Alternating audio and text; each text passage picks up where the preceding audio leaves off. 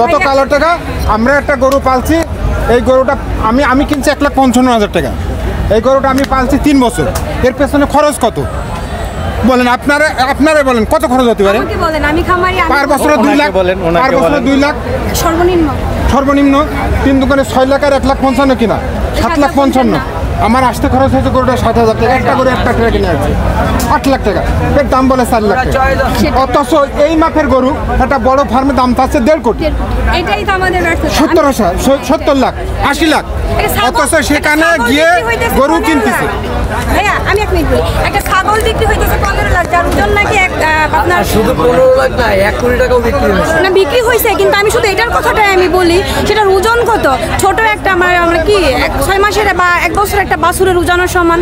আর আমরা যেখানে গরু আর ছাগল দুইটাই কিন্তু অনেক তফাৎ, কিন্তু দেখেন আমরা কিন্তু সেটা পাচ্ছি না। সেটাই ভাই অনেক সুন্দর কথা বলছেন। গরু লালন পালন করত প্রান্তিক খামারিরা, তারা আসতো এই করোনার কারণে, শুধু এই করোনার কারণে আমাদের শেষ করেছে। আচ্ছা আচ্ছা, এখন কি সব বড় লোকদের হাতে? এই করোনার কারণে অনলাইনে গরুর ব্যবসার কথা বলে এখন এই ব্যবসাটা চলে গেছে বড় লোকদের হাতে না, কালো বাজারিদের হাতে, কালো টাকা যারা কালো টাকার মালিক তাদের হাতে। এই ব্যবসা করে এই ব্যবসাটা শোষা দেখিয়ে তারা বিভিন্ন পন্থায় কালো টাকা সাদা করতেছে। আচ্ছা আচ্ছা আচ্ছা, আপনারা সরকারের উদ্দেশ্যে কি বলবেন? আপনি কি সরকারের উদ্দেশ্যে বলবো, এই ব্যবসাগুলো যারা করতেছে, কারা করতেছে, এদের পেছনে একটু দুদক লাগানো হোক। আচ্ছা আচ্ছা, ইতিহাপা কি মনে করেন সরকারের কি উচিত? আমি সরকারের কাছে একটা আবেদন, আমি একজন নারী উদ্যোক্তা হয়ে, কারণ প্রতি বছর আমার খামারে দেখেন বড় বড় গরু আমি তৈরি করি, সেখানে আমি যেখানে হতাশ, সেখানে প্রান্তিক খামারিরা কি করবে?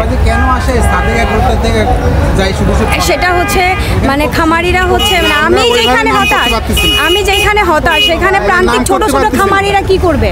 ছোট ছোট খামারে কিছু করতে পারবে না। আমি এর জন্য বলবো, প্রান্তিক খামারিদেরকে যদি টিকে রাখানোর জন্য, যদি প্রান্তিক খামারিদেরকে যদি, কারণ একমাত্র হচ্ছে প্রান্তিক খামারিরাই হচ্ছে বাংলাদেশের যে চাহিদাগুলা তাদের হাত থেকেই পূরণ হয়, তাই না? কারণ আমরা হচ্ছে হাটে মাঠে বাজারে যেখানে না বলেন, যেখানে ঝড় বৃষ্টি সবখানে আমরা আছি, আর তারা তো এসির ভিতরে থাইকা বা এটাকে বললে হবে না। এর জন্য আমি সরকারকে বলবো যে আপনি সুন্দর একটা ব্যবস্থা করেন, এবং এই কুরবানি ঈদ আসলে বা ঈদের পরও যে একটা সিন্ডিকেট হয়, এটার জন্য মূল যেন তৎপরতা